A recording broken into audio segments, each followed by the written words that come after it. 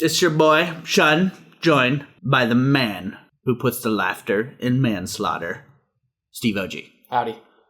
You're so enthused all the time.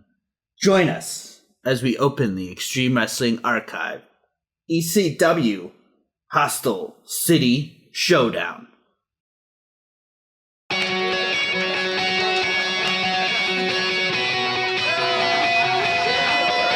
Yeah, here we go for the 100th time. Hand grenade pins in every line. Throw them up and let something shine. Going out of my fucking mind. Filthy mouth, no excuse. Find a new place to hang this noose. String me up from atop these roofs. Knot it tight so I won't get loose. Truth is you can stop and stare. Run myself out and no one cares. Dug a trench out, lay down there with a shovel up out of reach somewhere. Yeah, someone pour it in. Make it a dirt dance floor again. Saying prayers and stop it out when they bring that chorus in. I bleed it out, digging deeper just to throw it away. I bleed it out, digging deeper just to throw it away. I bleed it out, digging deeper just to throw it away. Just to throw it away. Just to throw it away. I bleed it out. Alright, so this took place June 24th, 1994. 1,000 people in attendance, which is, I think, at capacity of that bingo hall, or Viking Hall, or the ECW arena. Or like an empty warehouse. Full of goods. Last time, we did, what did we do last time? When Worlds Collide. I would just like to point out that this took place 8 days before O.J. Simpson committed murder. Really? Yeah. Oh, wow. That's important. That is. That's a landmark in U.S. history. A tidbit. Yeah. A factoid. So what? He did, what, July 1st? June 12th. You said this was June 4th? June 24th. Oh, so it was 12 days after he committed murder. Alright. Yeah, last time was When Worlds Collide. Champions at that time, your television champion was Mikey Whipwreck. And your champion this time is still Mikey Whipwreck, believe it or not. So he made it all the way between two shows. Two. Tag team champions. Last time, the Public Enemy. This time, the Public Enemy. So they also made it. Maintained. Defended successfully. There you go. And your ECW World. No, he's not a world. He's just a heavyweight champion. Warehouse champion. Was the franchise Shane Douglas. This time, it is still the franchise Shane Douglas. Because he never defends it. Like a boxer.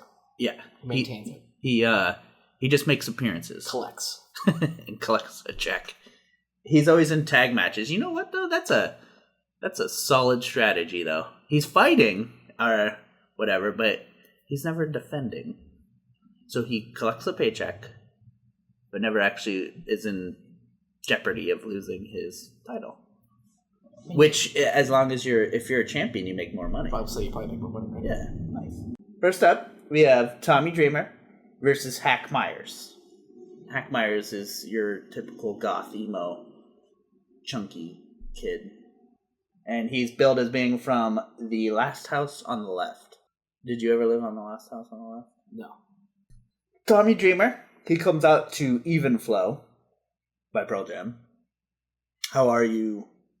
You're pro real music. I am pro established music entry. As opposed to like faux. Yeah.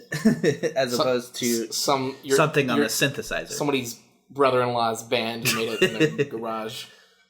The wedding singer type thing. And he is billed as being from Dreamland, USA, which we've determined is Kansas. Has to be Kansas. Yeah, okay. When in doubt, it's Kansas. So Dreamer, he gets a Rangers jersey from a fan, I think. And he proceeds to stomp it. So obviously everyone in Philly is going to be a Flyers fan. Didn't the Devils win the Stanley Cup that year? Or was it the Rangers who won the Stanley Cup that year? I believe it was the New York Rangers. They won? Mm-hmm. Look at you. And the Vancouver Canucks. They were a team? Yes. For someone that hates hockey, how did you know that? How do I remember that? Yeah. Because I remember the O.J. Simpson... I knew it was going to the O.J. Simpson Bronco chase taking place during a Knicks-Rockets finals game the day after the Rangers won the cup.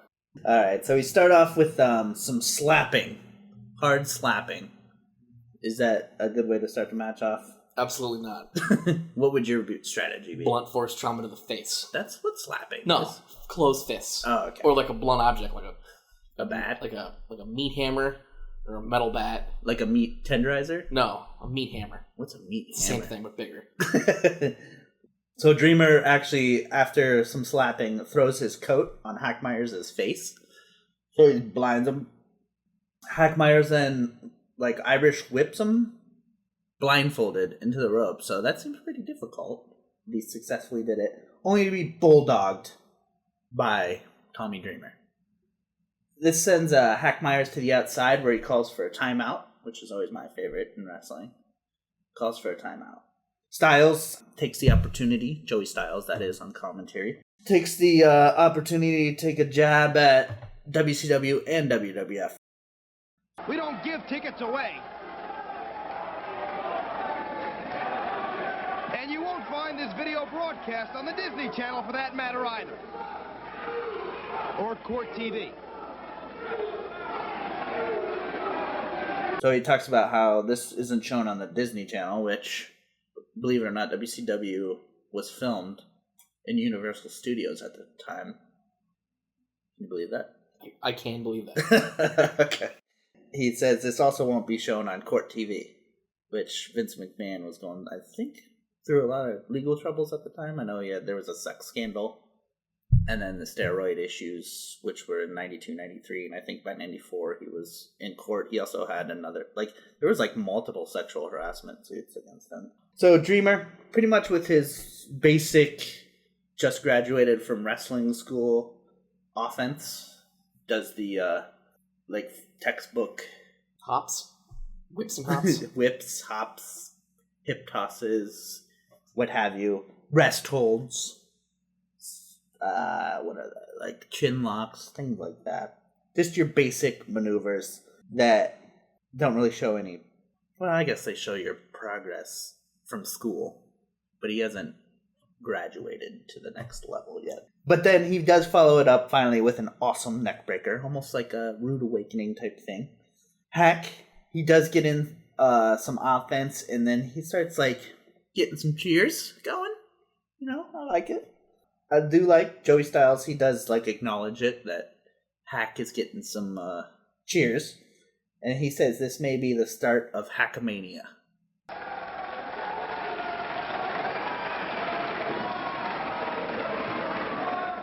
And it appears Hackmeyers has some fans here in Philadelphia as well. This could be the beginning of Hackomania. You think he could be as big as Hulk Hogan? No. I think it's a terrible thing, too. What, Hulkamania? No, Hackamania. All right, well, the Hackster, he drops a leg on Dreamer, who is draped over the bottom rope toward the outside. So that was a nice little ditty there. Styles say Hack is taking it to the streets. Have you ever seen anyone utilize a leg drop in a street fight? No, but I've heard the song Taking It to the Streets. Yeah. So you don't think Kimbo Slice, when he was coming up, was using leg drops? Never. No.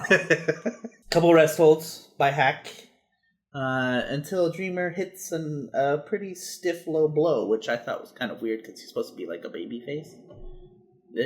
But I don't know if that's the Philly ECW mentality, where even the faces kind of cheat or use maneuvers they're not supposed to.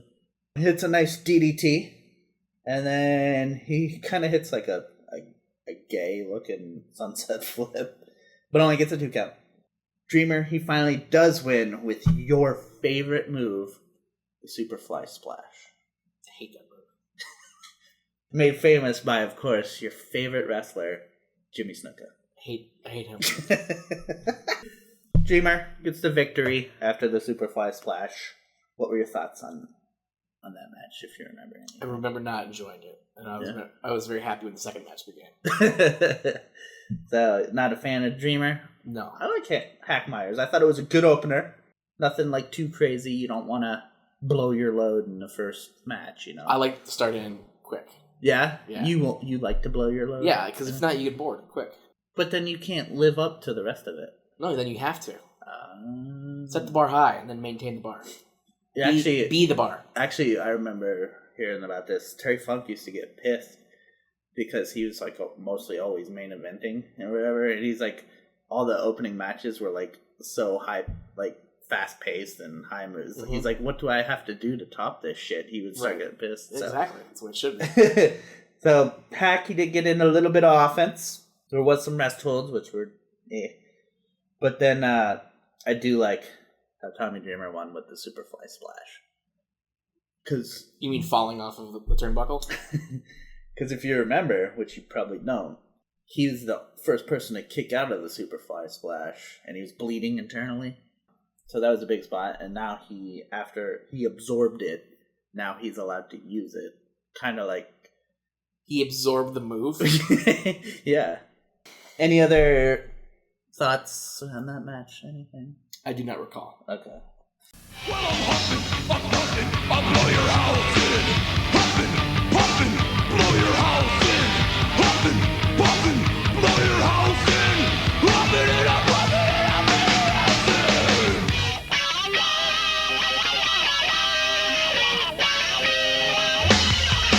Well, a third little piggy, the grade A student, his daddy was the rock star. Named Pig Nugent, earned his master's degree from Harvard. Next up, we have the Chad Austin versus Donnie Allen with Emo Ref. He's going to be a fixture on this show. An emotional referee. Yeah, he looks emo.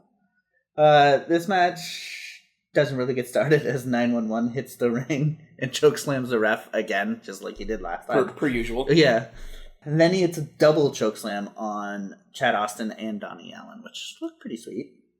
911, he was about to chokeslam the ref again, but Todd Gordon comes out, he shoves Paulie, and then 911 chokeslams Todd Gordon. Can I just say that the choke slam is the most disrespectful thing you could do to a human being, and I love it. Really? Yeah. Worse than spitting on somebody. Yeah. Wow. So he chokeslammed his boss. I like how Joey Styles is like, wait, let him sign my paycheck first. Shove Paulie dangerously. Oh boy! Wait a minute. Let him sign my paycheck first, please. Todd Gordon up and down. So, but imagine just if you went to work and chokeslammed your boss. No. You wouldn't do it. You like your boss. Yeah. Oh, okay. He hits a second one, and then Dreamer hits the ring, only to get a chokeslam. And then the crowd starts chanting 911. We've gone into this before, how... It's confusing. Very confusing. Are they cheering for the guy, or are they calling for help? They like, at this point, you should be calling 911, because there's, like, bodies just strewn everywhere.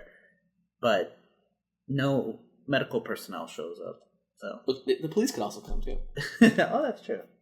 Or firemen. All the first responders respond first. So again, you know how we never give any love to the second responders. Like who? Huh? The news, like the newscasters and no, like the people who get there like a little bit late, like the second ambulance. That was probably out grabbing lunch or some shit. That's true.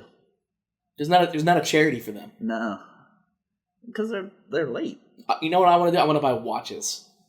Watches for the second responders? For the second responders. Are you going to have them engraved and shit? No, just so they're better at time. Oh.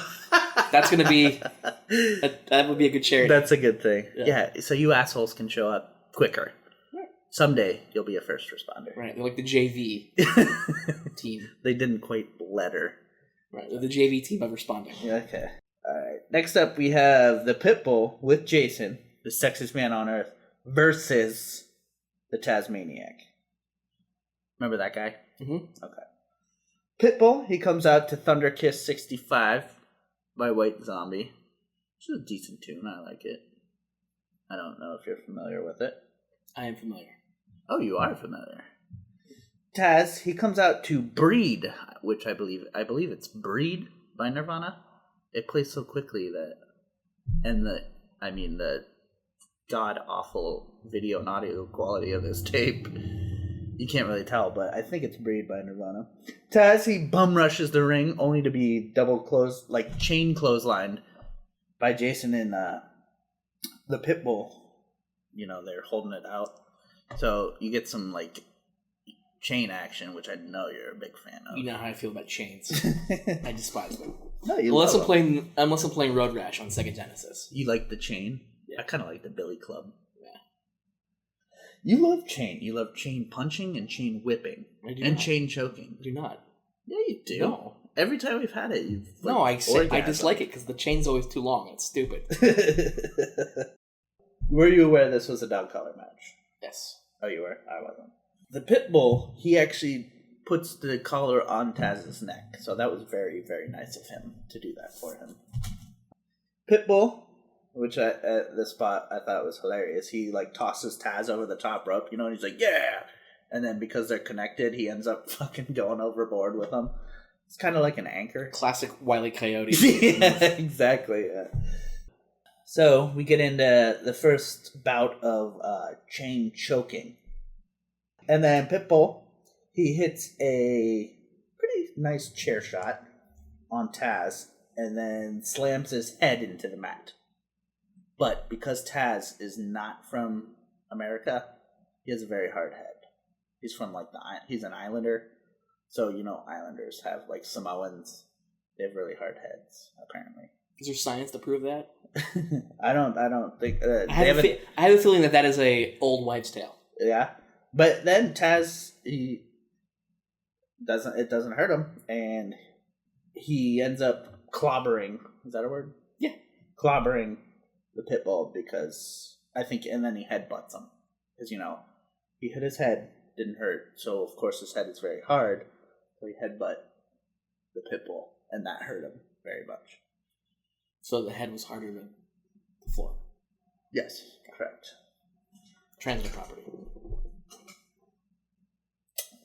I wonder what kind of science experiment would you do to, an autopsy? Yeah. That's about it. Check the thickness of the skull.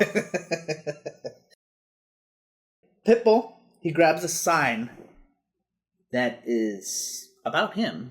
Like a poster board sign? Yeah, not even a poster board. What's it? Just a paper. Yeah, a sheet of paper? Yeah. No, what is that? That's not poster board, is it? The little thicker than paper, flimsy. Yes. Oh, it is. It's not quite as thick as poster board. It's just, I don't know. Anyway, resume paper. There you go. It's a glossy parchment. A glossy parchment. So he kind of holds it up to the crowd and then hits Taz over the head with it, which Taz sells this time. So having his head rammed into the mat didn't hurt him, but getting hit with poster board knocked him out. What's the deal with that? It's a lie. Maybe the shit's fake. Yeah. Alright. Maybe it was a paper cut. Ooh. A vicious paper cut. Yeah. So they get back into the ring, and then Pitbull, he starts hitting the corner. So apparently, I didn't know this either. In a dog collar match, you gotta hit all four. Yeah. He makes it to 3, but gets interrupted. And then Taz gets to 3, but gets interrupted. Then they start with the shit bowl chants. Excuse me? Shit bowl instead of pit bull. They chant shit bowl. Is that punny? It's a play on words, I believe. A pun? No, a pun is a type of a play on words. Oh, so that's more general. Okay. I like how Styles, though, on commentary, he's like, I can't quite make out what the fans are saying. And then he's like, oh wait, yeah, I can, and I'm not going to repeat that. It was kind of funny. The Pitbull, he hits a nice belly to belly on Taz, and then pins him. So apparently you can pin too in this match, which doesn't make any sense. I don't get it. Well, only gets a 2 count. He does his back karate kick, and then gets the wah karate thing going, which is your favorite spot. Actually, I like it. Teichun Lucci. Yeah. Pitbull hits an awesome power bomb which looks even cooler with the chain, on Taz. Then he starts dragging him around to hit the turnbuckles, so he's got Taz kind of like choking him, but like carrying him on his back there. Hits 3 turnbuckles, but what he doesn't know is that Taz is also hitting 3 turnbuckles right behind him. Tied. Yeah. So they get 3 and 3, and then he's going to touch the 3rd, which leads to a belly-to-back Tazplex, and then he gets a 3 count. 1, 2, 3. Yeah. So him like sneakily touching all the turnbuckles plays absolutely no part in the ending. 0. So, like a lot of times with those strap matches or whatever, that's usually how it always happens, is they sneakily hit the turnbuckles or whatever. But they were doing that, but then he ended up pinning him anyway. Kind of killing the whole... Need for a strap. Need for a chew. After this, we have someone bum rushes the ring and attacks Taz. So we find out this is actually Pitbull 2. 2. If you were in a tag team, how would you feel if you were number 2? I would feel fine. Yeah? You wouldn't feel inadequate or inferior? No. But you're not number 1, you're number 2. Maybe I'm a better model. I'm version 2.0. Like the second Terminator. That was better than the first? Huh? Was that better than the new first? model? Yeah, he could liquefy himself. Oh, okay. Yeah, I guess you could look at it that way, like you're an upgrade. Mm-hmm. Version 2.0. Pitbull 1, Pitbull 2, they continue to work over Taz and then hang him over the top rope, basically trying to kill him as Jason mugs for the camera. Which I feel like if I was to be like included in the murder, that this would be me, like taking selfies. Voguing? In front of 1,000 people? Yeah. You do the murdering, I'm just gonna sit here and mug. So for this match, what were your thoughts? For a chain match, which I generally dislike, it wasn't bad. Yeah. I honestly, at the beginning, didn't really know this was a dog collar match until... Because he always comes out with the dog collar. But when he it was kind of funny when he strapped it on Taz's neck. I was like, oh. And then what was weird was that you could touch all 4 corners, but also pin. So that was just a little odd. As always, these two are, like, they throw good suplexes, which is... I love those moves. I love good grappling holds and throws. Not a terrible match. But, this feud's been going on for kind of a while. Taz cost Pitbull the television title to Mikey Whipwreck, so they've been kind of feuding. And then Taz also attacked Jason and bit his face previous to the last Supercard. So I love continuity of storylines, continuations, and escalating in matches. So they had like a normal match. Now it's still going on, so they have a dog collar match. Intensity still going on. Building. We're not hitting a denouement. Climax. Yeah. So next up, the Bruce Brothers versus Shane Douglas and Curtis Hughes. You know something, ECW?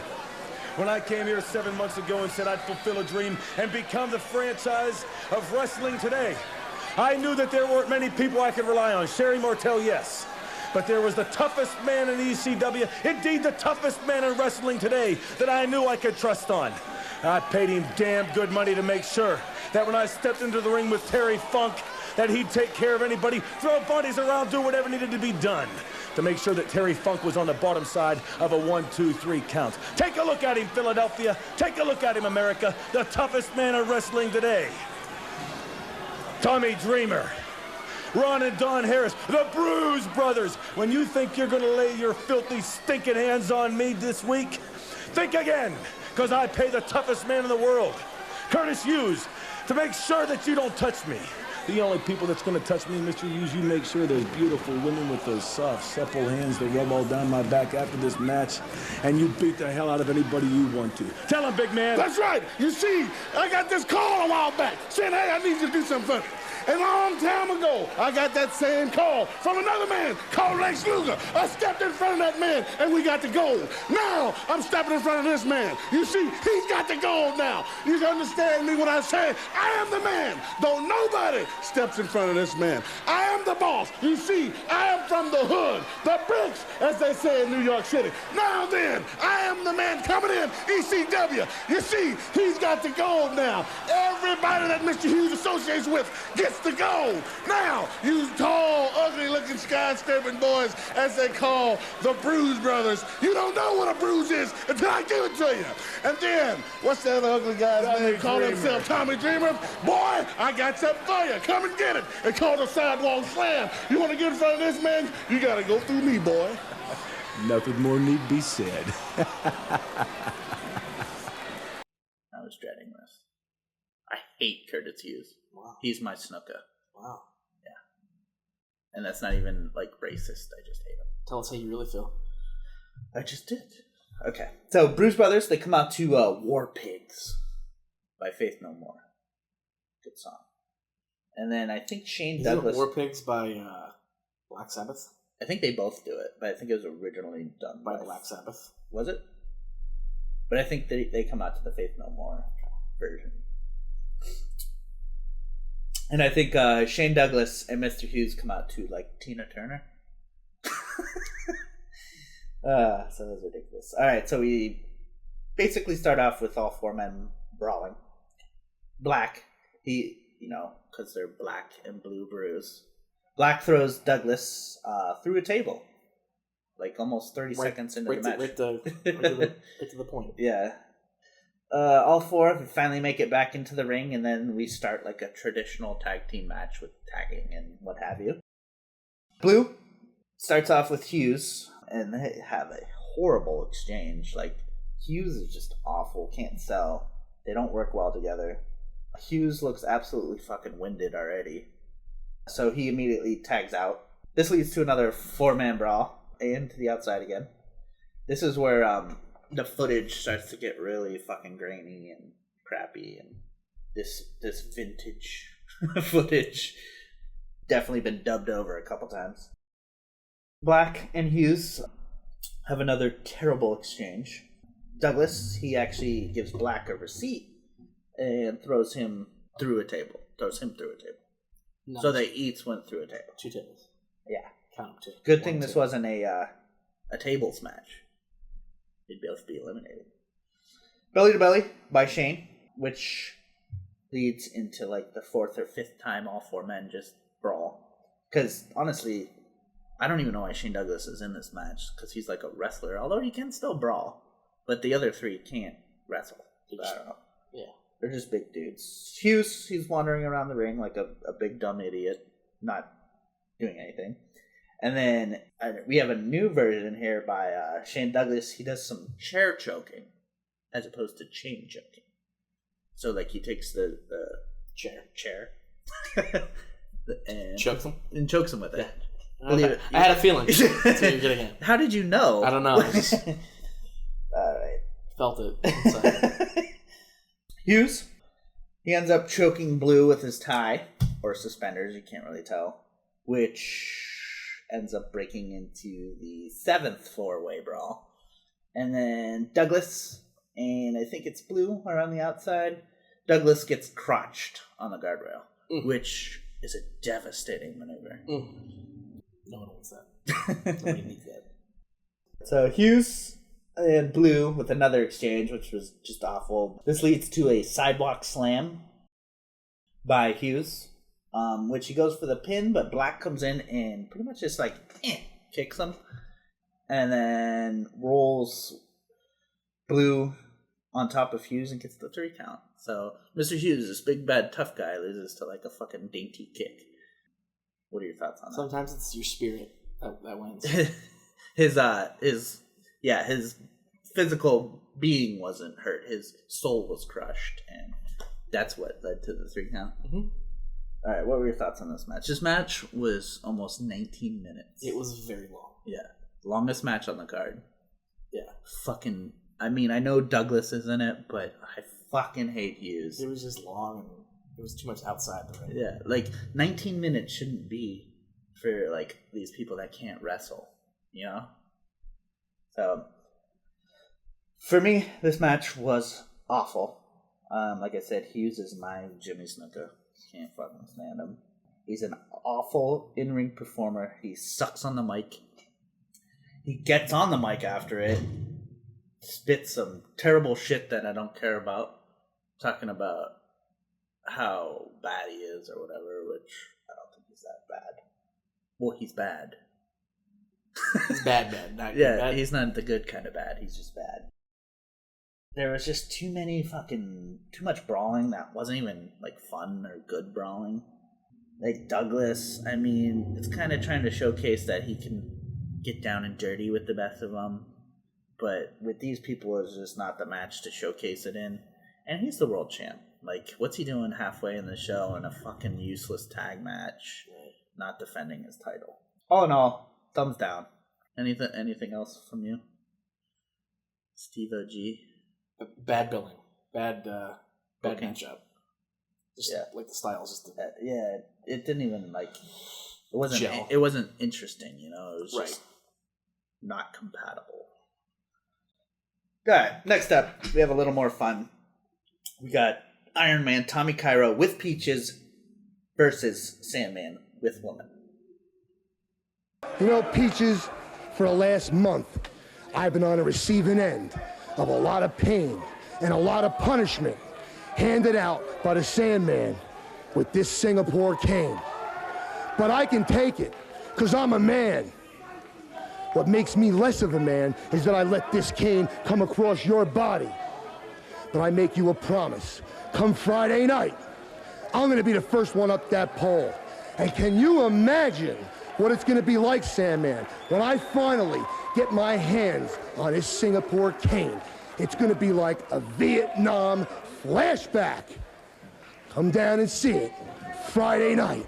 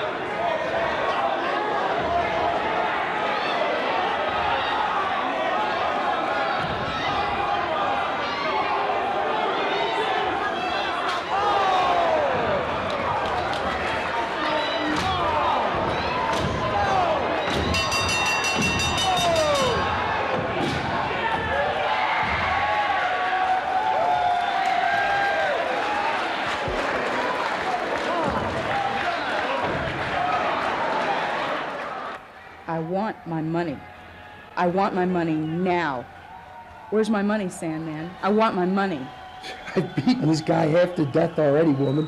I don't know what the heck we're gonna have to do. Maybe you're gonna have to finish the job, Sandman. Maybe I will just finish the job. Or maybe we'll have to put a lock on the house. Or maybe lock up his car. Or better yet, put a chastity belt on Peaches. Tommy Cairo, the time's come. Your debt's due. This is a Singapore cane on a pole match, in which Bob Artiste describes that the winner is the first person to go up and get the cane and then use it in any way he sees fit. How would you use it? Other than hitting somebody with it, what other ways do you see fit to use a Singapore cane? Like knock something off the shelf I couldn't reach. What do they use it for other than to beat things with it? Like beat. That's what that's used for. That's the only use that's why it was made, and the only use it has. It's a weapon. Okay. So first off, that Singapore cane looks like it is like 40 feet in the air. Mm-hmm. Like they would literally have to shimmy up this pole, fucking get on a ladder, put some scaffolding out, use an elevator to get to this fucking cane. You could just probably throw something at it too. It's not held up there very tightly. Yeah, just throw like a shoe at it or something. Sandman, woman, they come out first. You can see the Sandman's entrance starting to come into fruition here. Although he comes out to fucking Elton John. And it takes him like 4 hours. Yeah. A 4-hour introduction. Well, that's what his entrance is. It was the longest thing that's ever happened. You'll see when he gets later, when Enter Sandman starts coming made it a 2-part wrestling festival because his entrance and then the show was over. And it was like Woodstock. It'll come out the next day. His entrance was the end of the show, and then it was like a to be continued. Yeah. And then the next day they actually started the match. Yeah. All right, so they come out to Elton John. The bitch is back. That's something my mother would listen to. I remember. He has his traditional pre-match smoke. No beer drinking yet, though. Does pose for some photos. Although, like you said, it is like a 5-minute entrance. It's a little ridiculous. So finally, he gets into the ring. Cairo and Peaches come out to "We Will Rock You." Who sings that? Queen. Yeah. Okay.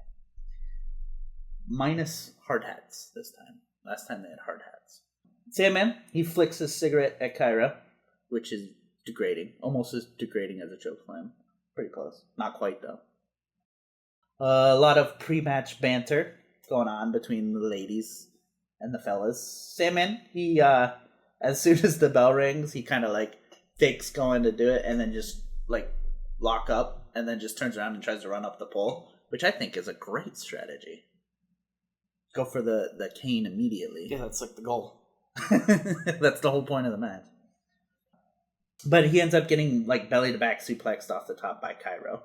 And then Cairo hits a spinning heel kick, which sends the Sandman to the outside. Cairo, and then he hits a cool like leg drop from the apron to the floor, which is devastating. Then Cairo, he tosses Sandman back in and hits like a cannonball type maneuver off the top rope, where he just kind of like flips at him and kind of hits him with his ass in the face. You old pooper.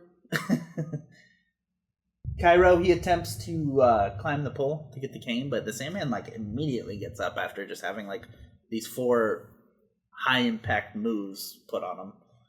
So Sandman not very generous. I mean, he popped up. So, but then again, maybe I don't know. He's probably drunk. You know, he's got beer muscles and impervious to pain, maybe? Cairo, he throws Sandman out of the ring through a table and then proceeds to drop the leg on him. So I thought that was a pretty sweet spot, you know. A lot of throwing people out of the ring into tables on this show. Sandman starts to stalk Peaches after this, and Cairo hits him from behind, kind of knocks him to the floor, and then drops a leg to the floor, I think for the 3rd time. So the Sandman is getting pretty beat up here. Getting his ass kicked. Yeah. Sandman counters it with his best offensive maneuver, which is a low blow. Executed textbook. He hits a slingshot splash. You know, where he kind of slingshots himself. And then splashes. Mm-hmm. It was a little sloppy, but I don't know. The Sandman almost weighs 300 pounds. He's got a big fat beer gut. So for what he is, it's okay. I got some leeway there. Sandman, he attempts to climb the pole again, but he gets low blowed by Cairo. Hits him with some stiff elbows.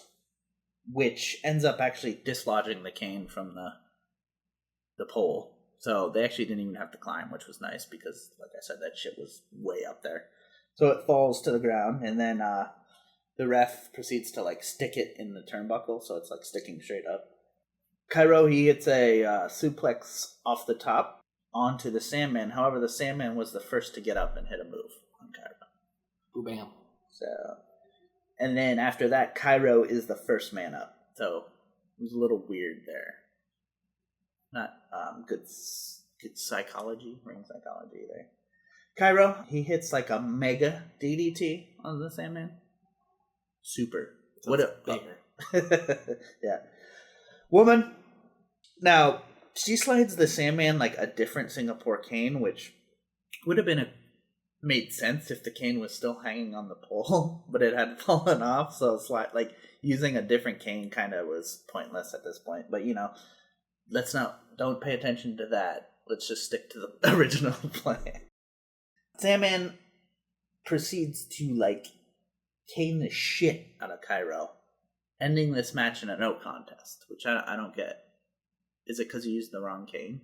Yeah, probably. That's why he's not declared the winner. Weapon. He used a cane as he saw fit. Not the cane though. Oh, a cane, not the cane. Peaches, she tries to get in, and help Cairo, but Sandman proceeds to shove her to the ground, which woman violence I'm a big fan of. Sandman has woman light him up with smoke as he's caning Cairo there. Peaches, she proceeds to cover him up. Sandman then tosses woman the original cane, and she fucking whacks Peaches with it. Smacks her. So I thought that was pretty sweet. Peaches, she gets hit like in the back of the head, and then Cairo, he kind of gets up and chases the Sandman off. Or no, he doesn't. Excuse me. Cairo, he gets up. You can see his arm is like bloody as hell. So that was kind of cool. Like he bladed his arm. And then Sandman, he gets on the mic, pretty much tells Cairo to pay his bill, which has been the lead up to this. He keeps saying that Cairo's banging his wife and he's charging him money for it. So he proceeds to tell him to pay his bill, which it doesn't look like he's got much money. I don't know why you'd wrestle money in your pockets. Yeah. Alright, so what are your thoughts on that match? Filler. Filler? It's a filler match. You're not a big fan? No. No. I love this match. The Sandman, he's not very good, generous seller. But Cairo, he did hit some nice moves. It was nice to see the women get involved, even on like hitting each other, what have you. Singapore cane is always fun, gimmicks, and then of course some blood. Love blood. Bloodshed. Anything else on that match? No, sir. All right. Next up, we have the Public Enemy versus the Funk Brothers, and this is a non-title match. Oh boy. Do you know who the Funk Brothers are? Old. We have Dory Funk Jr. and Terry Funk. Now, if you want to go to the bathroom or go kick grandma in the teeth or, I don't know, go get some Cheetos, that's fine. I need 30 seconds for a little personal message here. Terry Funk, on June 24th, they're going to bring your brother to the ECW arena to take on two hoodies who I hired by the name of the Public Enemy. And I hired them to take you out at When Worlds Collide because I wanted to embarrass you. And embarrass you is exactly what happened when you had to submit in the middle of the ring to Sabu because of the damage that the Public Enemy did to your knee. Terry Funk, I wanted to embarrass you because you embarrassed me the week before when you slapped me upside my face because of comments I said about your daughter. Me or not? I'm just kidding. Do you understand me or not? I'm not crapping around with you.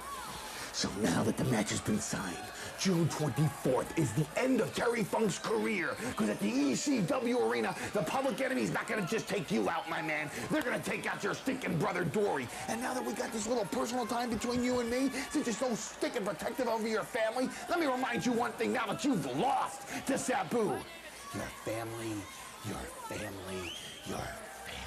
Paulie Dangerously doesn't know who we are. The Public Enemy doesn't know who we are. Well, how can that possibly be?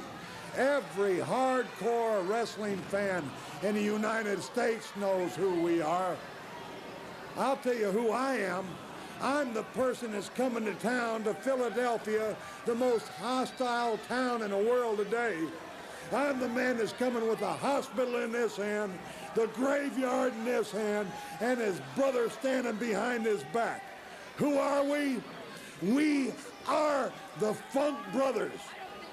And believe you me, we are going to come together for the first time in a decade. And for you people in Philadelphia, and for you Philadelphia fans that like hardcore stuff, that love it tough, well, that's the way we like it, and we are going to be there for you. I promise you that, and I promise you that I am not going to take a beating, nor is my brother going to take a beating, and you are going to get a treat that nobody else in the United States is going to get again. You are going to have the Funk Brothers the first time back in damn near a decade. And you're going to have the chance to see them not only in the ring, but beat the hell out of some people. So come on out. Come on out. If you've got the guts, if you've got the stomach for it, come on out. And I know the people in Philly do, because we're hostile. Hostile. Hostile. Hostile. Because Terry only trusts one person. Yeah. His brother. Correct. Older than him. Because if you remember, he is older. If you remember last time, he teamed with Arn Anderson, and Arn Anderson ended up turning on him. Mm-hmm. And that's when he said he was going to get the one person he trusted, his brother. So, the Public Enemy, they come out to Slam by Onyx. Remember that song? They do. Slam! Dun, dun, dun. Let the boys be boys. Funk Brothers, they come out to Fanfare for the Common Man by Emerson, Lake, and Palmer. I do not recall that. I had to break into my dad's vinyl records to get that one. Public Enemy, they're billed as being from the hood in general. So, like a universal hood. The Funk Brothers, they're apparently together for the first time in 10 years. In the United States, anyway. So we started off with Rocco Rock and Terry Funk. Some pushing, shoving. And then Rocco Rock requests that Dory Funk gets in the ring. So Terry Funk tags in Dory. And we get a little crisscross, which just leads to a forearm. Because, you know, Dory Funk's old, can't do much. We have some more stalling. I guess it's okay because it's building a little tension. Grunge gets in, and this leads to another crisscross, followed by another forearm by Dory Funk. So we got like a one-trick pony here. Because Dory can't move because his spine is fused from like all of the vertebrae. His osteoarthritis and fibromyalgia and muscle fatigue. And powder ribs. A lot of headlocks in this match. A lot of headlocks. And low fiber. Low fiber. His bowels aren't moving. Slow start. Dory, he finally hits like some European uppercuts, which I think he did a lot of that when in his younger years. In the days of yore. Back in the 50s. Before television. And kicking.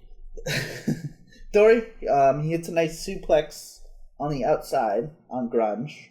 Only gets a 2 count. Terry, he's tagged in. He hits a somewhat dangerous but very awesome looking powerbomb. It was almost like it was in slow-mo. It was. But it was real time. It was real time slow-mo. It was actually him moving at his fastest. Mm-hmm. But it looked like it literally was like in sections of a powerbomb. Like if you were to do like claymation or something where you do like one scene, take a picture, then move them, take a picture. Oh, Terry Funk, like they're brawling on the outside, getting punched or whatever, but I like when Terry Funk just starts no-selling and he's like, he keeps telling him to hit him. I'm like, hell yeah, dude, that's cool. Nobody does that shit anymore. Hit me right in the kisser. Why I gotta. And they do this thing. Mm-hmm. They put their dukes up. Get back into the ring. Everyone, I think, has chairs at this point. And then we get a little fun dueling chairs spot by Dory Funk and Rocco Rock. Continue to brawl, some really nasty chair shots. Dory just got the chair because he wanted to sit down. He thought they were playing like musical chairs. He just needed to rest. This is like 3 minutes into the match. Chairs flying everywhere, brawling to the outside. This is like I said, it's really tough to watch because the tracking. Somebody didn't hit the fucking tracking on their Zenith television, tube television. Grunge and Dory, they're on the inside for a couple 2 counts. Grunge, he holds Dory for like a suicide dive, which I think is stupid. So Rocco, like Grunge is on the outside, he's got Dory Funk like in his grips, and then Rocco Rock. Did you say grisp? Did I say grisp? Like a mixture of grips, grasps, and grips. Yeah, it was grisp. And his graspy grisp. I love it. So Rocco Rock runs off the other rope and then like is gonna jump over, and like that would hurt you if you're holding somebody, and then some. But of course, Dory Funk moves out of the way, and Rocco Rock just hits Grunge in the face. Then we cut to a very bloody Terry Funk, who is just like upset. He's very upset. No, he is upset, but he's in between the safety railing, just like he's in bars in prison. Bust open, presumably from a chair shot, I would assume. Dory, he puts Rock in the famous, not ever gonna get broken up or reversed Funk spinning toe hold, which he gets out of immediately. Correct. Actually, Grunge kind of knocks Dory out of it, but still, fucking dumbest move ever. Is there a dumber move that gets reversed as easily? Staring contest. Paulie 911 hit the ringside, so that was kind of odd. But honestly, I don't know. Paulie, I guess it's not that odd because Paulie, remember at the end of the last show, it shows him paying off Public Enemy to take out Terry Funk, so that kind of makes sense. You hold that microphone and document this for wrestling history. This is your dividend. Thank you. And this is your dividend. Who is this man, Johnny Grunge?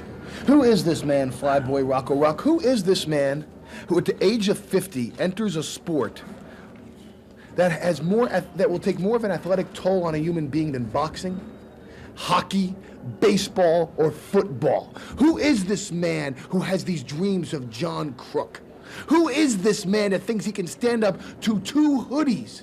2 men that have been through every hood in America. South Central LA, Harlem, the Bronx, South Philly, Halsted Street in Chicago. Who is this man that refuses to quit professional wrestling? Who is this man that comes out here and thinks these are Tully Blanchard copies? Who is this man that thinks this is some big conglomerate with Jane Fonda making workout videos? Who is this man that thinks this is gonna be some stinking Legends match? Who is this man that wants to drag his 55-year-old brother right down into the graveyard with him?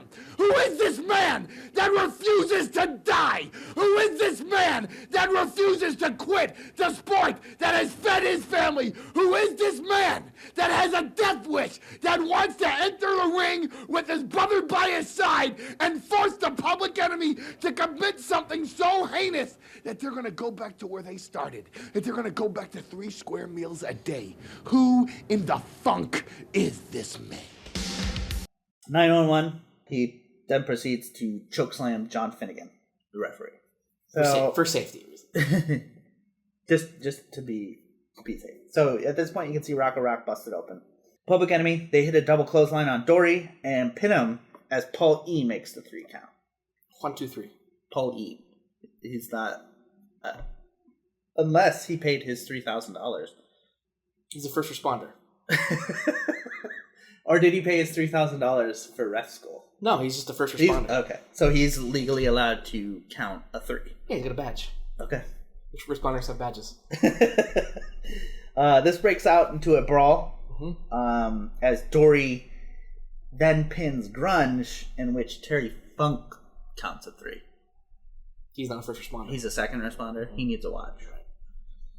So that one doesn't count. And then this time the timekeeper rings the bell. So... Match is over. But doesn't the ref have to call for the bell? No. Oh, okay. Just whenever the... It's like your first mate.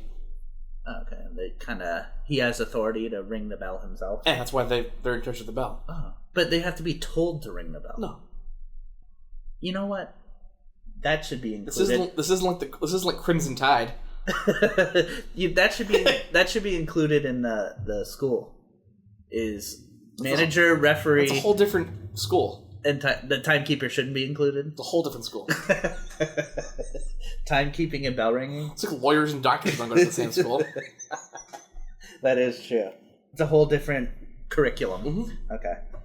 Grunch, he then chokes Dory with some tape, and it's like very theatrical, so the people all the way at the nacho stand can see, because he's like... Video then cuts to the eagle's nest, and this is where we get that real famous spot of... A body being thrown off. Yeah. Terry Funk hanging Rocco Rock by his feet from the rafters, which is included in our opening video by the awesome producer. He made an awesome video, which is not me. You tooting your own horn. Beep, beep. The Funks then work over Rocco Rock as he swings from the balcony like a pendulum. And then it looks like Terry Funk gets a beer from somewhere and pours it all over his brother. So, Terry Funk, not a heavy drinker like the Sandman or Stone Cold. Although Stone Cold really didn't get much in his mouth. He just bait that. Yeah. So, I actually didn't mind this match. What about you? You know how I feel about Terry Funk matches? Yeah. They're usually the worst. Yeah. This was better than that. Just a bit above. Right. You know how his matches are. Like, there's always a spot in there where he needs to take a break. No, where it just turns into like a cartoon. Right. When he was like, no selling those shots until I was just like, fucking Wile E. Coyote. The Funks, they were actually able to keep up a decent pace despite their age. Seriously, I thought Dory was just gonna die. Yeah, like none of them had like a massive coronary event. The Funk Brothers, they were actually showcased pretty strong because the Public Enemy really didn't do too much like offensively. The grainy footage really did hurt the outside brawling because, I mean, it's all like black and dingy, and then with the tracking not being correct, it was kind of hard to follow. The nasty chair shots were nice, and of course more blood, which is always fun. Rocco Rock hanging from the eagle's nest. I mean, that's a classic spot. I'm pretty sure they continue to show that throughout over and over time. Yeah. And it's one of my favorite spots, which is why I also included it in the opening video there. Any other thoughts on that match? No. Okay. Next up we have Mikey Whipwreck versus the Rockin' Rebel. This is for the TV title. Championship, right? Yeah. See, the TV title gets defended, but not the fucking world title. And the TV title is being showcased after the world champ has been on. That's not... Paul Heyman has some... Like, he's not to where he's at. It's not proper etiquette. Yeah. Can you give me like a... like, you know when there's a news flash or something, like that sound? When, like, breaking news? Dun, dun, dun, dun, like that? No, like... Like, I don't know. Like, that's a... not like Morse code, but you know when it's like... all our ships at sea? Yeah, yeah. Like that? Yeah, can you give me a loud one? Like that? Yeah, okay. So I got some breaking news on the Rockin' Rebel here. I'm ready. Like current news. So, June 1st, 2018, police are called to a house in southern Philly where they find a man and woman both shot to death in their home. Oh boy. So later we find out that it is actually the Rockin' Rebel and his wife. Apparently they had some kind of big argument, and I don't really know the details as far as that goes, but Rockin' Rebel actually took out a gun, shot his wife, and then shot himself. Oh my god. And this was at the beginning of last month. So I mean, he was like well into his 50s. I think he was. They said the neighbors said they were like a real quiet couple. Didn't really hear him arguing too much, so really don't know the details, and I don't know if they ever will know the details. Probably CTE. You think so? Because it could be. I mean, it kind of does remind you of like Chris Benoit. Yeah. So, but I mean, it's still relatively early. I mean, that was only a month ago. Right. So the details aren't that great, but he was still doing indie shows around the Philadelphia area, and he's like labeled as like a tri-state legend around the like Maryland. Still doing this 25 years later, he's probably not right. Yeah, he's probably not what? Not right in the head. Oh yeah. So I wonder. I'm sure they'll probably autopsy if they can. I don't know where he shot himself. If he blew his head off, can they still dissect a brain? Whatever. But sad story, just a common wrestling aftermath. It seems like you don't really hear too much about the good things. Like, although it isn't 100% wrestling, because it's like 99% wrestling. But didn't Junior Seau do something similar? There's a bunch of related players things like that. Related to CTE. Mm-hmm, yeah. So, yeah, just sad to see. Chris Benoit style, you see it more and more these days. Well, not as much as in the earlier 2000s, I think. But I haven't seen anything. Can you think of anything recently? No. Where there's been like a major. Because, the late 90s, early 2000s was a ton of overdoses. Wrestlers being killed or dying of heart attacks, like overdoses, what have you. So this is the first time in a long time we've seen something like that, I guess. But still sad to see. Then it happens and you can see. But then you never really hear about the people that take a shitload of brain damage, headshots, like The Rock, Stone Cold, Mankind. They're not crazy, so I don't know. Like that, That's true. I'm being serious. But like you see a lot of wrestlers that don't do that. And especially like indie wrestlers that are 10 times worse, like going through light bulbs and what have you. Like, I don't know, you don't hear too much about them murdering their wives, so. But also, there's also the drug culture that comes with wrestling, steroids, abuse, and all that other stuff, so you don't really know how all that shit interacts. So, that's my breaking news on the Rockin' Rebel. Is that a tear? No. Okay. It's a sweat drop. It is getting hot in here. All right, so Rockin' Rebel, he comes out to Jason's theme of What a Man.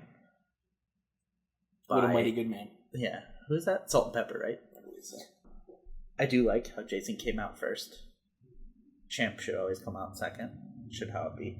Mikey comes out to Loser by Beck, which couldn't be more perfect for him.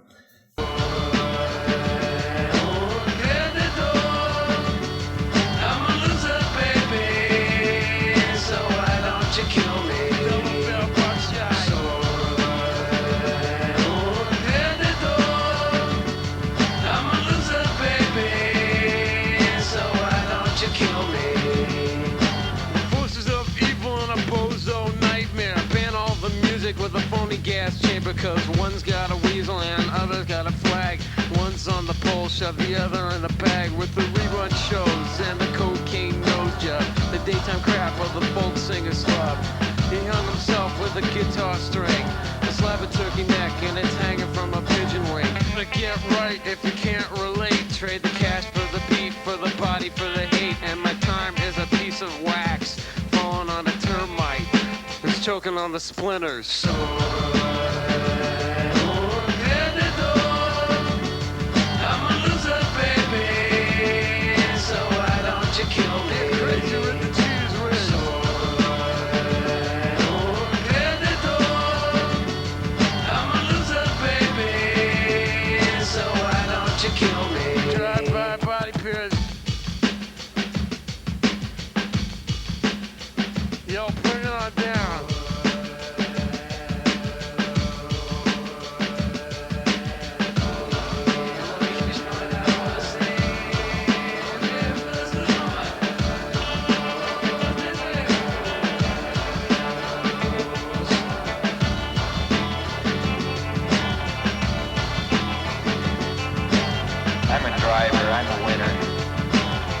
gonna change. I can feel it.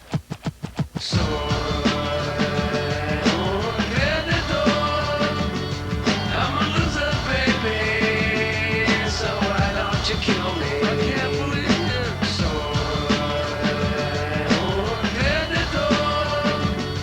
I'm a loser, baby. So why don't you kill me? So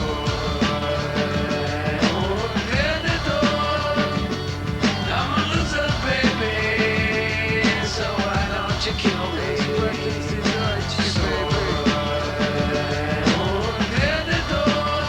So he's like limping to the ring. His gear doesn't fit. I love how the belt doesn't fit around him and everything. Dude, that's such a good gimmick, dude. Paulie nailed it with that one.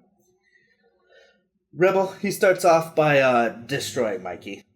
Pulls his shirt over his head, which is a common hockey maneuver. Mm-hmm. And hits him with a sick sounding chop. Joey Styles, it's funny, he says, "This is child abuse," which just made me laugh out loud. This is child abuse! Power moves by Rebel, like multiple slams, high intensity, very hard-hitting moves. Vicious hits. Yeah. Which Mikey sells excellently. He looks like a fucking ragdoll. Awesome pile driver by Rockin' Rebel, and then he hits like his nasty looking spine buster. Jason, he trips up Whipwreck, and then he tries to hit Mikey, but Mikey reverses it and hits him with a clothesline. So that is technically Mikey's first offensive maneuver caught live on tape. But he immediately gets dumped out of the ring by Rebel, and Jason, he accidentally hits Rebel with a chair, trying to hit Mikey, and Mikey begins to work over Jason on the outside. Rebel, he hits Mikey from behind, and just continues to work him over to eventually causing the DQ. So, Mikey retains. But I was watching the shows leading up to this, and Rockin' Rebel cut an interview the week before, and he's like, "I am not going to get DQ'd. I am going to win this title." Blah, blah, blah. Mikey Whipwreck, this Friday night, your win streak comes to an end, baby, in the city of brotherly love. I'm going in the ring, and I'm not going to get myself disqualified. I'm going to go in the ring, hit you with one move, pin you 1, 2, 3 with one finger, and that's going to be it. That's right, baby. This Friday night, it's all over for you. Ends up getting DQ'd. So, he didn't stick to a strategy. You got to go with the plan. Yeah. It's there. Taz, he finally comes in, saves Mikey, which in turn causes the pit bulls to come out, because, they're feuding. Taz fends them all off for a little bit, but eventually succumbs to the numbers game. And the heels proceed to work over Taz for the next 5 to 7 minutes. What are your thoughts on that? Quick match followed by senseless beating. Yeah. A good senseless beating, though. At least it makes sense. Right. Me, I love Mikey. Love his gimmick. How there's no way he should be winning this title. Honestly, trying to think back the early 90s, the big federations, I don't really see anything like this previously, where somebody who shouldn't have the title, it was in fucking early 90s and 80s, all it was Hulk Hogan. Right, yeah. And then, in WCW, it was, Vader and Flair and all, everyone that was kind of deserving of a title. He's hurt. He doesn't hit moves, but he still wins. That's goldmine. The belt doesn't fit around his waist. Always funny. It's sagging down on him. He weighs 180 pounds. I have 30 pounds on that guy. I also like how the title, it's being defended later in the card. Finally, we're getting... Because, I don't know, I'm sick. Maybe the TV title, that would be okay to have towards the front of the card. But titles are... At least the TV title. Although it's on, somebody who kind of doesn't deserve it. But you know what? He gets the crowd involved. So it's nice to see. But it's nice to see him being defended closer to the main event. Mm-hmm. Taz running in makes sense. Because he's feuding with Jason and all his peeps. And then Jason manages Rockin' Rebel as well as the Pitbulls. That all made sense. The heels leaving on top makes sense. Because that way the feud can continue, I feel like most of the times the face comes out on top. I almost feel like that's like the end of the feud. But this leaves it open in the air, so we'll see what happens as time goes on. In the future. Correct.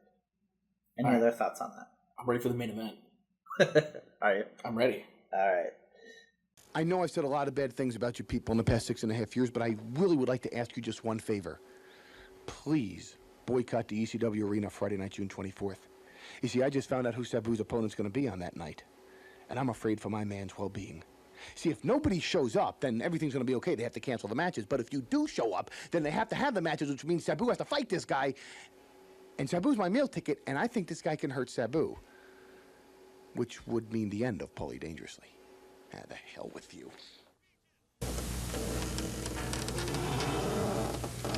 Bang, bang.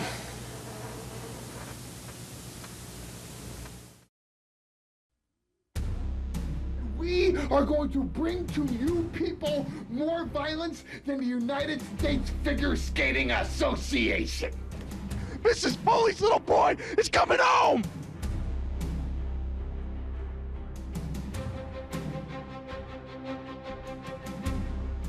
Next up, we have the main event, which is a dream match. Sabu versus Cactus Jack.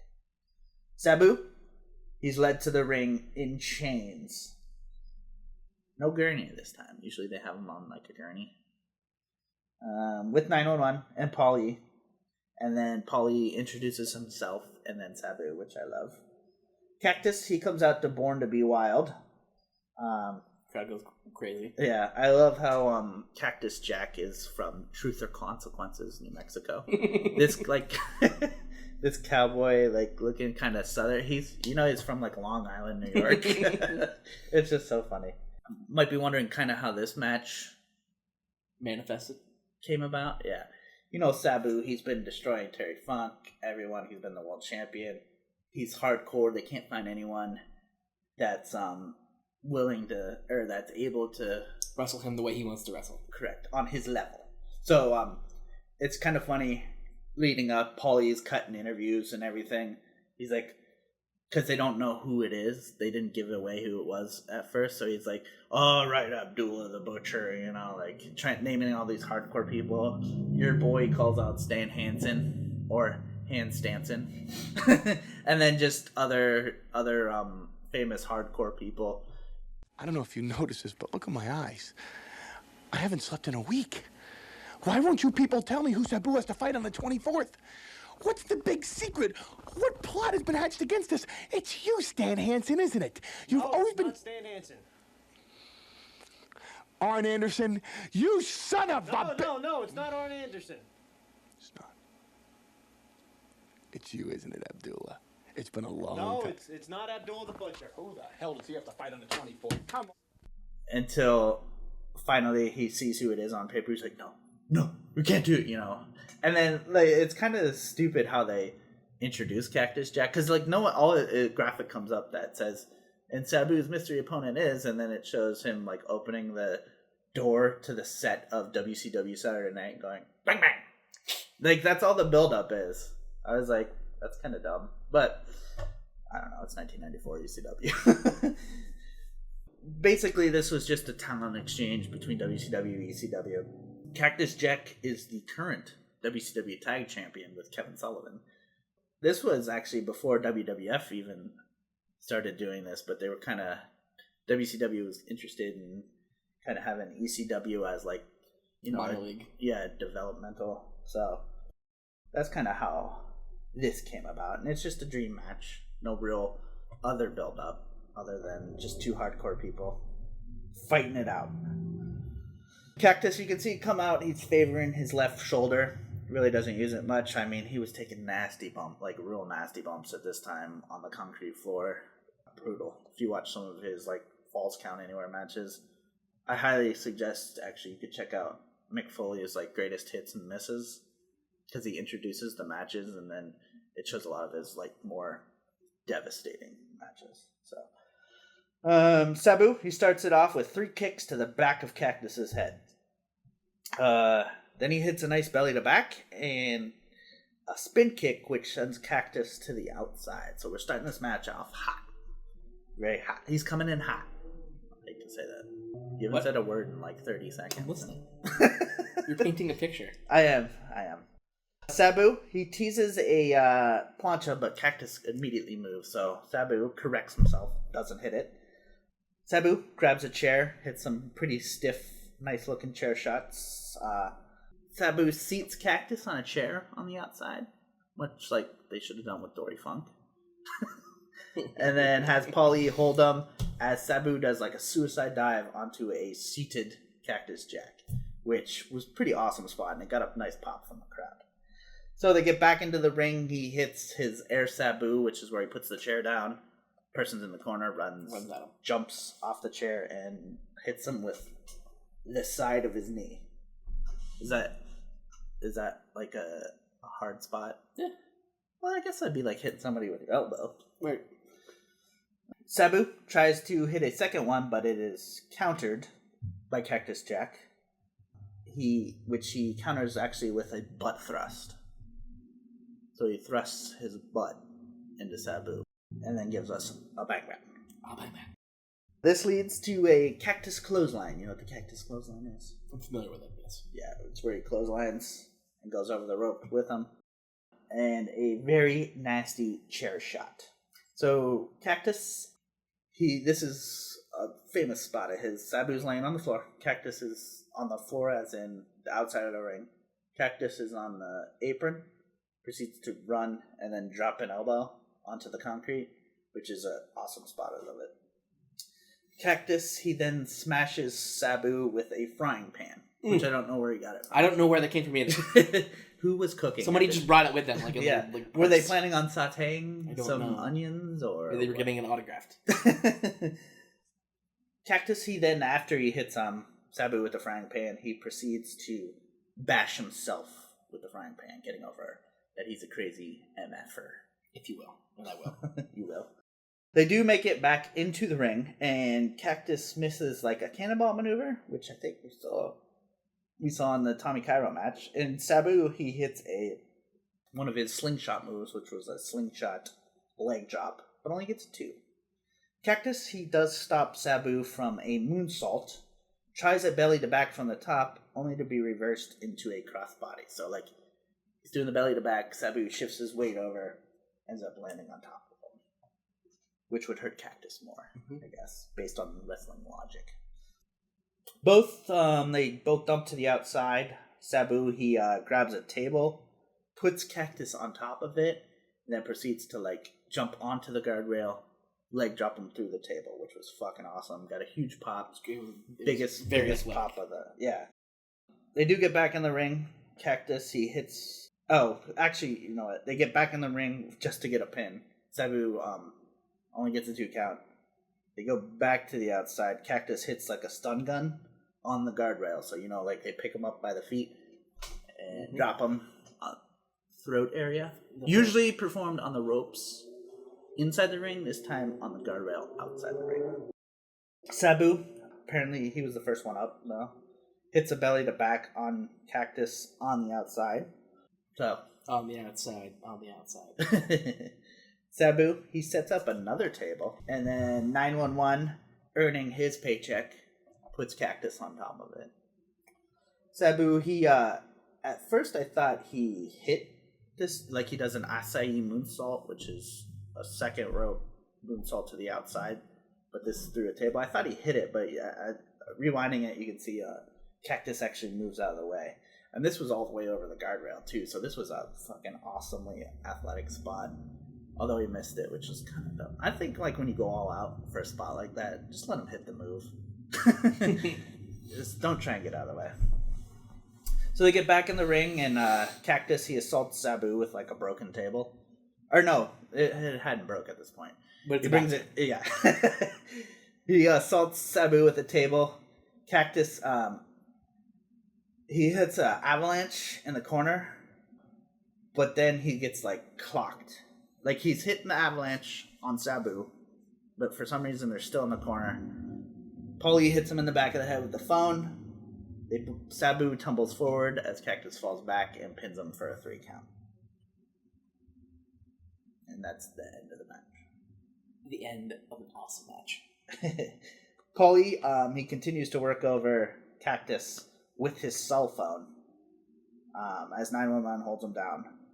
Then Paulie goes for like a running clothesline, which is kind of funny. I don't know when. But like originally he was going to try and hit him with the phone, but he's like, nah, drops the phone. He's going to hit him with the clothesline.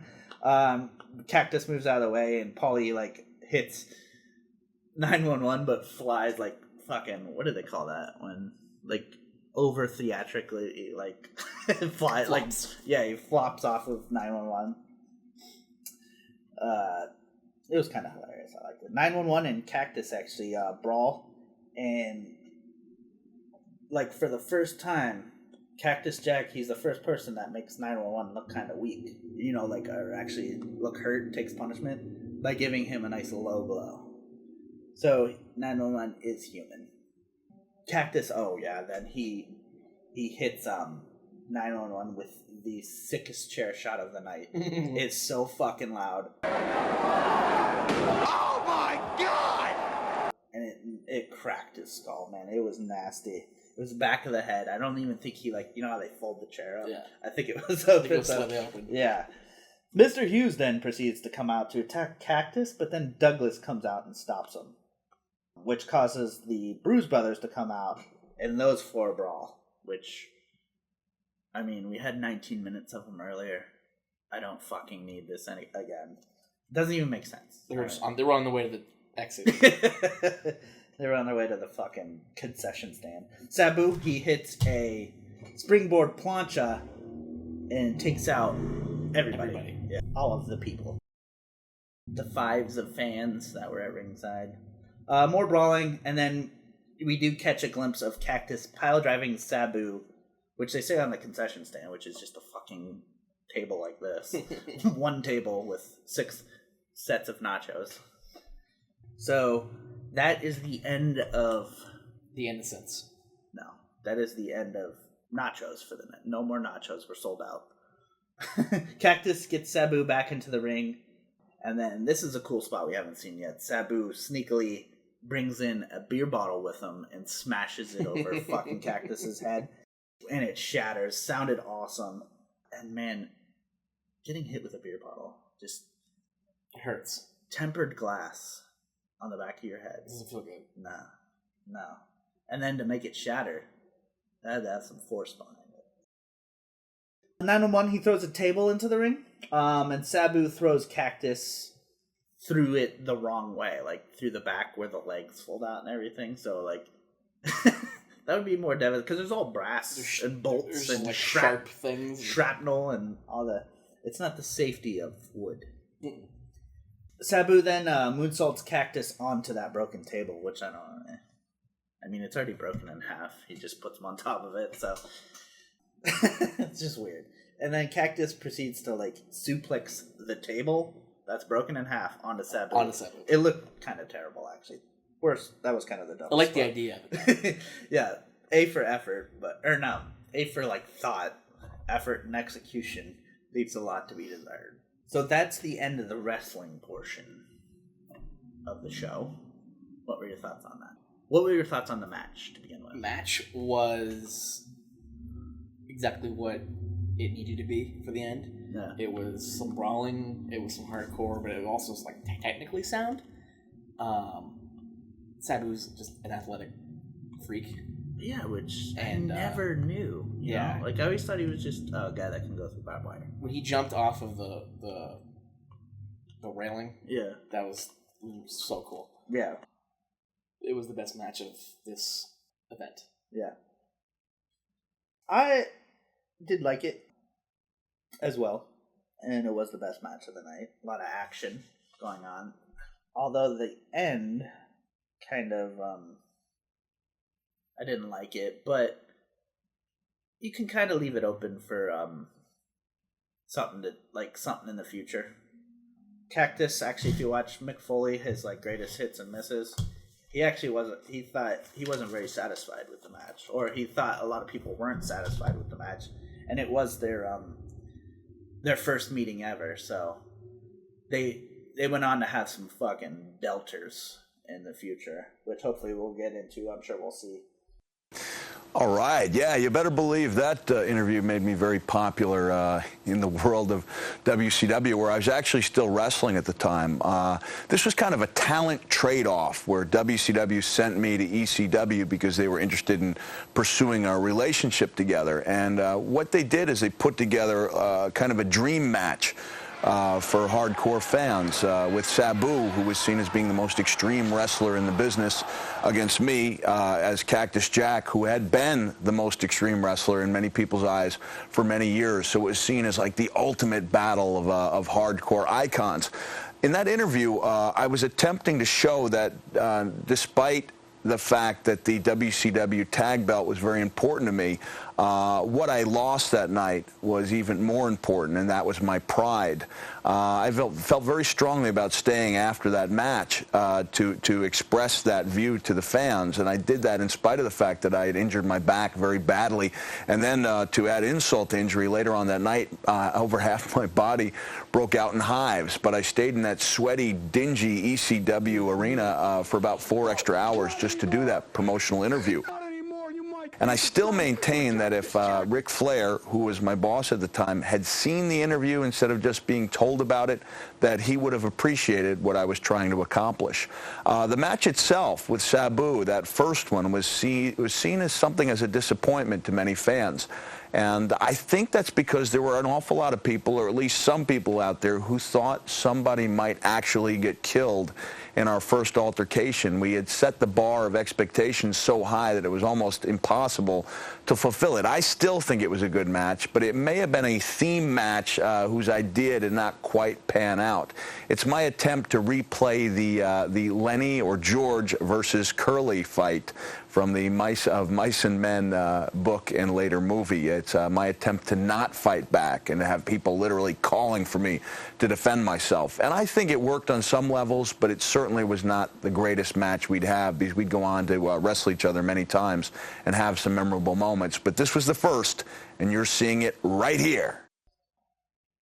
Could have done without the Hughes, Douglas, and Bruce Brothers interference.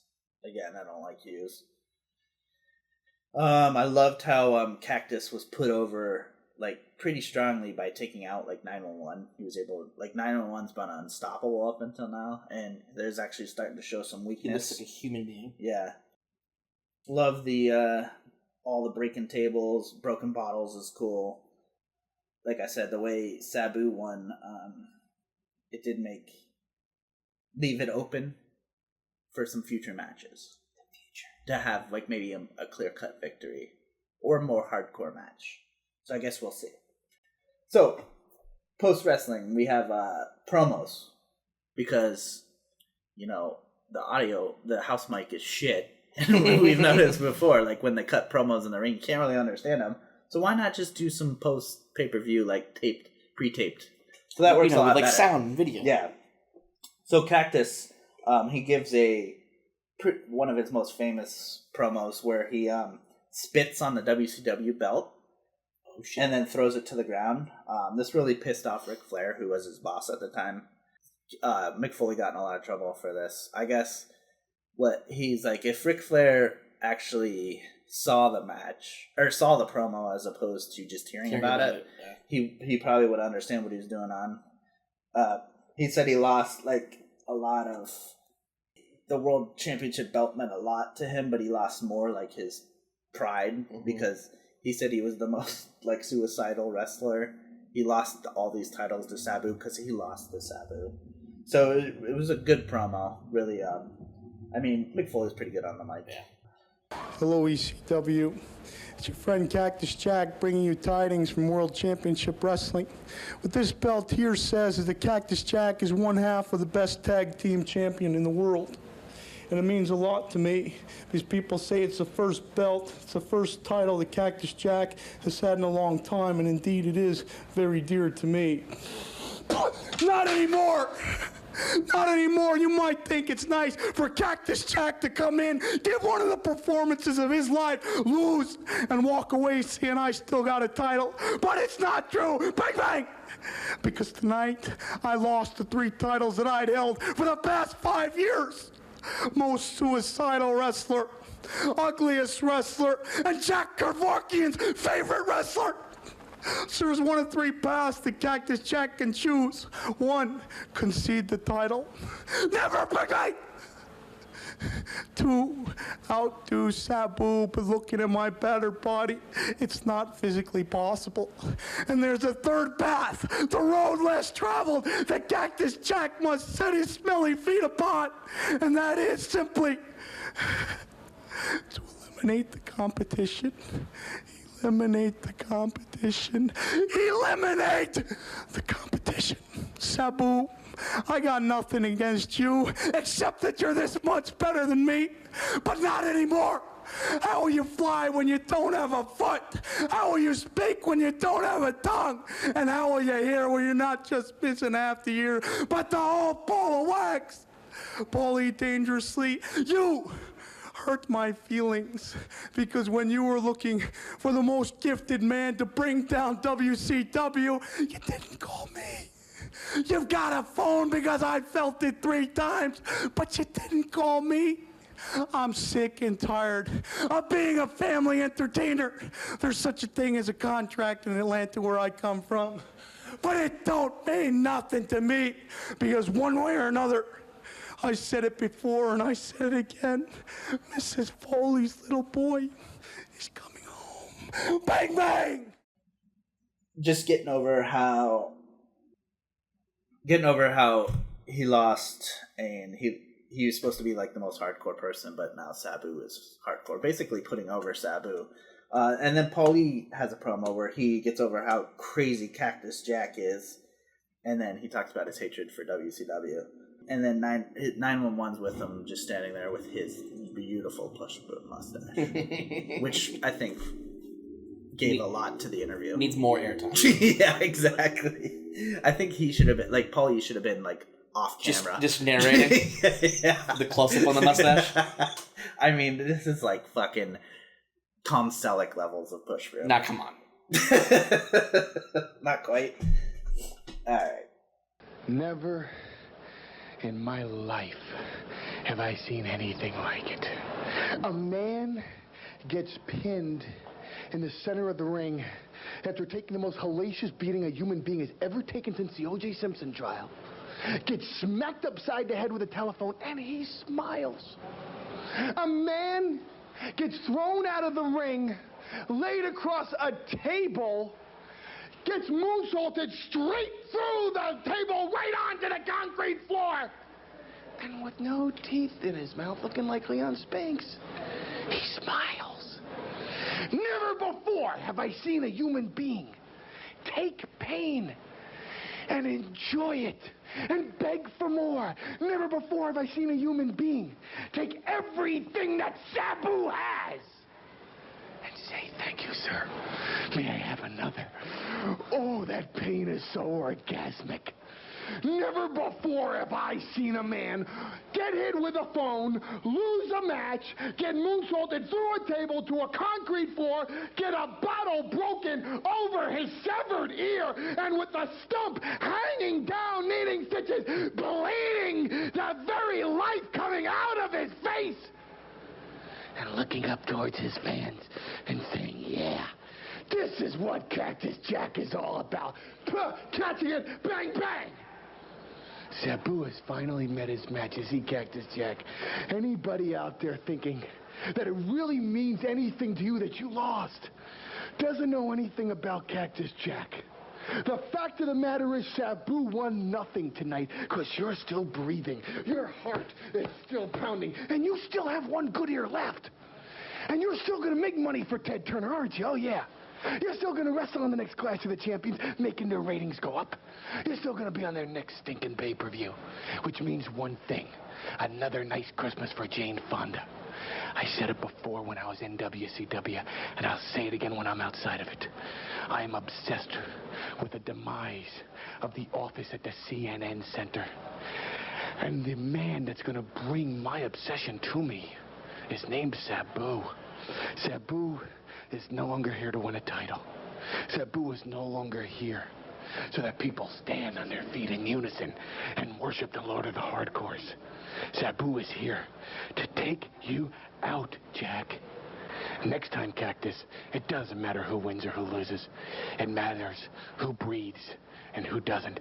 You ride off into the sunset. You go back to Ted Turner. Because the next time you show your face around here, this time, Sabu beat you within an inch of your stinking, miserable life. Next time, he goes the whole damn inch. So, the pay-per-view as a whole, what are your thoughts on that? Not my favorite. No? No. Which one do you like better? Last one? One Worlds Collide? Yes. With Arn Anderson? Yes. Alright. I liked it. Much, much better, I thought. First match was a little bit of wrestling. I actually like Hack Myers. He surprised me.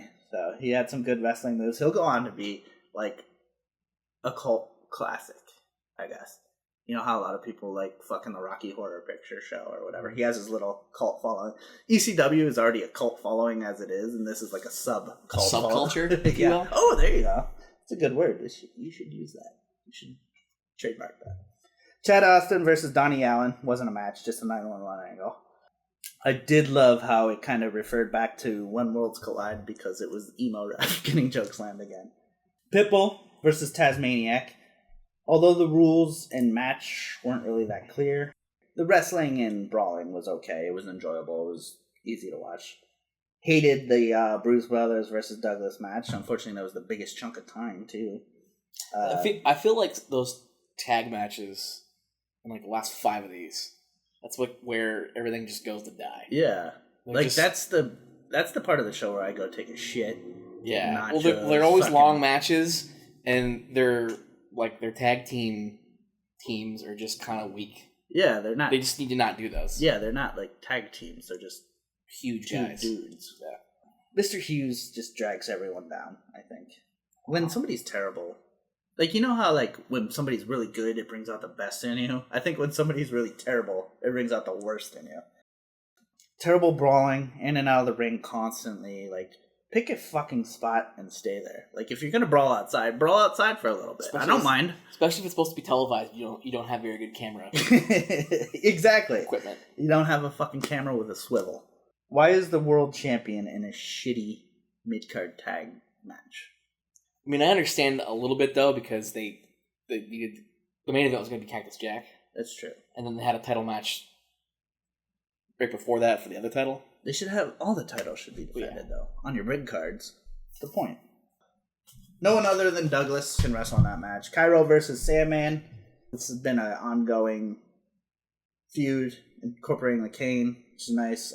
Sandman can't really wrestle, but he still can come across as pretty ruthless. Ruthless. Cairo, he hit some nice moves, and him and Peaches, you know, they get the babyface crowd sympathy by getting their asses kicked with a Singapore cane. I love that women got involved, and of course, that's where we got some nice blood shed. Just, why was the pole so goddamn... Like, why was the cane so far up on the pole? I mean, it was really hot. Public Enemy versus the Funk Brothers. I honestly was dreading this match when it was about to come up. But it kept a good pace, especially for the Funks. Held my interest. This also had some storylines. And nobody died. Yeah. No one was taken off on oxygen. This had some storylines stemming from Worlds Collide, if you remember. When Terry Funk was teaming with Arn Anderson, he turned on him, you know, and this was against the Public Enemy. So he didn't beat the Public Enemy, and he had to get his brother, the only man he trusts, like you said, to do it. So it's nice when continuity keeps going. This was also kind of left open-ended, so because it was a non-title match. So there was no decisive winner, considering Paul E. counted and then Terry Funk counted. I love the Mikey Whipwreck gimmick and angle, and how he always retains, despite not doing anything. Rockin' Rebel looked like a fucking beast, destroying Mikey. God rest his soul. I guess. Amen. The aftermatch shenanigan wasn't that enjoyable, because it was like 7 minutes of just beating down Taz. Even though it wasn't like a big name athlete like Cactus Jack, you know, it was still held towards the end of the card because it was a title match and treated as such, so I like that. Main event, awesome. Can't go wrong. Cactus Jack, Sabu. A lot of hardcore spots, which are always great. Table breaking, glass bottle breaking. I didn't enjoy how short it was, though. I was thinking, I think it was only like 10 minutes or something. It was like 10, 15. Yeah. Probably. But I feel like it should have been like longer than the tag match. Take fucking 10 minutes off that tag match and add it to the main event. I felt like I just was getting settled, ready to dig into my nachos, and the match was over. So it put over both wrestlers. It was heavily promoted. The after-match promos were awesome because they each put each other over, which you should do in a promo. You shouldn't, I feel like, really just get yourself over. You should get the person you're facing over. That way when you do beat them, or if you do beat them, it gets you over twice, I guess. Does that make sense? Mm-hmm. Okay. Again, only the TV title was defended. The heavyweight champ didn't look great.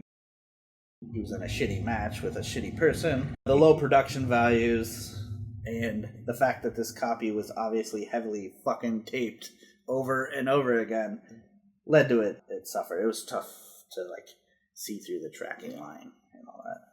But anyway, they had the way better ring entrances, which I like. Music.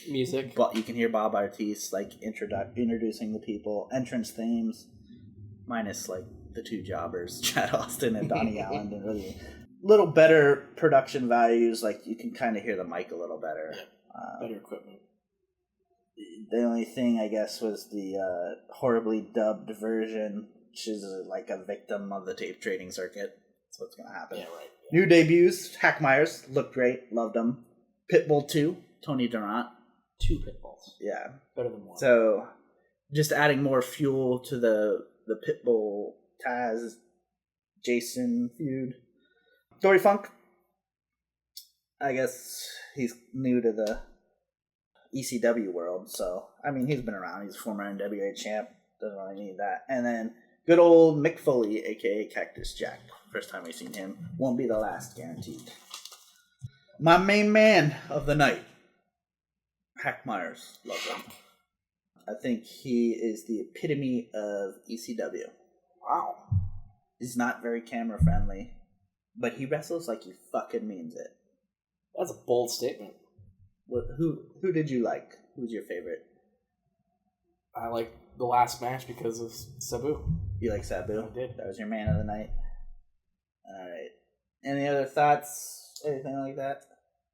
I do not. Alright. So, next up. What do we got? Heat Wave 94. Hot. It's going to be July, I think. So, you can check us out on Facebook. You can listen to us on SoundCloud or iTunes. Watch us on Vimeo or YouTube. And then if you want to help us out, defray some of the costs, you can check out our Patreon page. Other than that, join us next time as we reopen the Extreme Wrestling Archive.